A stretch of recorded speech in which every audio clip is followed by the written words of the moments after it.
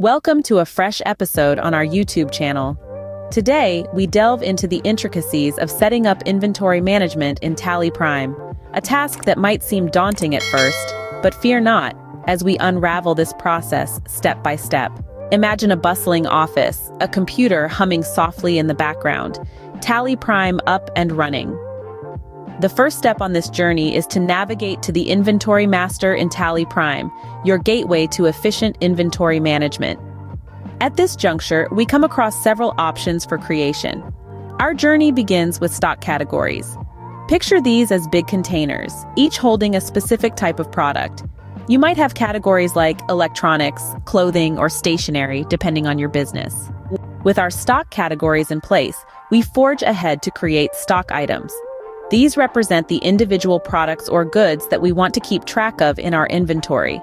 Next, we come across an important step: setting up units of measurement. How do we quantify our stock items? In pieces, liters, kilograms? This is where we define it. As the final step in our journey, we set up godowns. These are the physical locations where we store our inventory items. This could be warehouses, storerooms, or any designated storage area. With a sigh of satisfaction, we realize that we've successfully set up inventory management in TALLY Prime. We've created our stock categories, stock items, units of measurement, and godowns. Now, we're ready to start recording transactions and managing our inventory effectively. Thank you for journeying with us through this tutorial. We trust that it has shed light on the process of setting up your inventory in TALLY Prime. Remember, practice makes perfect, so don't hesitate to try setting up your own inventory management in TALLY Prime.